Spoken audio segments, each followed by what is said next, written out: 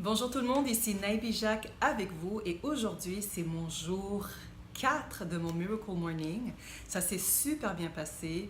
J'ai mis mon réveil à 5h25 ce matin et j'ai traîné peut-être au lit pendant 10 minutes. Mais après j'ai eu un petit peu d'aide pour sortir du lit et après j'ai pu faire tous mes rituels. J'ai même pu inclure mon exercice que je mettais après avoir déposé mon fils à l'école. Donc, j'ai vraiment tout fini avant 7 heures. Ça prouve vraiment que j'ai besoin d'une heure et demie pour tout faire de façon très relaxe et continue. C'est important pour moi de méditer au moins 20 minutes, donc c'est pour ça que ça prend autant de temps. Pour ce qui est d'affirmation et visualisation, j'ai fini par combiner les deux parce que je me suis dit que c'est un peu dans le même thème. Donc oui, c'est bien de dire je suis capable d'atteindre mes objectifs, mais quand on visualise les objectifs qu'on atteint et qu'on voit des images en arrière et qu'on met des émotions, eh bien, ça rend la chose encore plus puissante. Donc, ça m'a permis de raccourcir le temps de justement d'affirmation et de visualisation. Donc, ça, c'était super. Et puis, après ça, voilà, j'ai pu enchaîner tranquillement. Et ça, franchement, ça s'est bien passé. Tout ce que j'ai demandé, mon fils s'est réveillé super tôt ce matin. J'ai même pas eu à le réveiller. Il était vraiment content. Il a voulu aller à l'école plus tôt que d'habitude. C'était vraiment génial.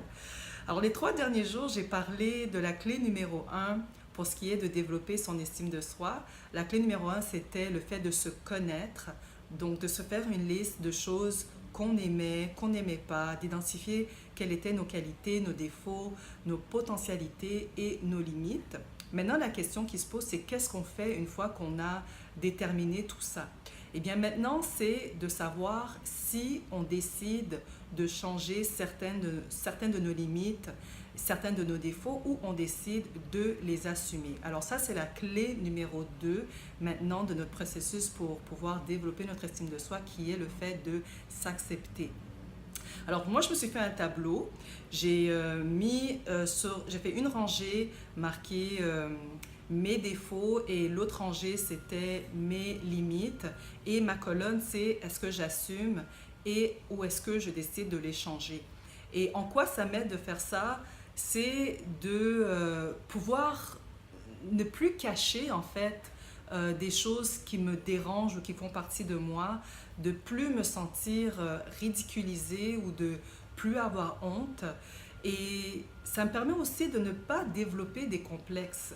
Je vais vous raconter une petite histoire. Le plus gros complexe que j'avais, c'était, je trouvais que j'avais de très laids pieds. Parce que quand j'avais 15 ans, j'avais ce qu'on appelle un oignon.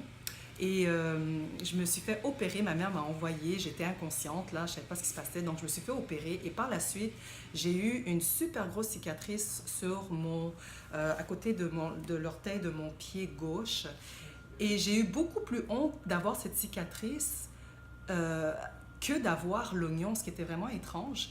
Et donc, j'ai développé ce complexe de toujours cacher mes pieds. Jamais je les montrais, je mettais jamais de sandales. C'était comme une phobie que je m'étais faite. Et il y a eu des moments où il a fallu que je donne des spectacles et que je chante. Et pendant que je chantais, j'étais persuadée que les gens étaient complètement fixés sur mes pieds.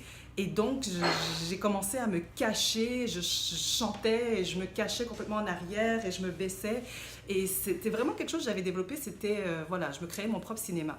Donc, c'est pour vous dire que des fois, si le fait de développer des complexes, ça peut aller très loin. Et si je m'étais juste dit, regarde, c'est juste une cicatrice, ça fait partie de toi maintenant, eh bien, je pense que, voilà, j'aurais pas développé ce drôle de comportement. Donc, un exercice à faire, pouvez toujours voilà, vous faire ce tableau-là et de décider ce que vous faites avec vos défauts puis vos limites.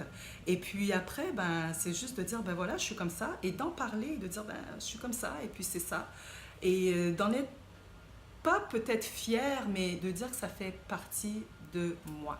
Alors voilà ce qui complète mon introduction, si vous voulez, à la clé numéro 2, la clé numéro 2 sur 9 en fait, de comment développer son estime de soi.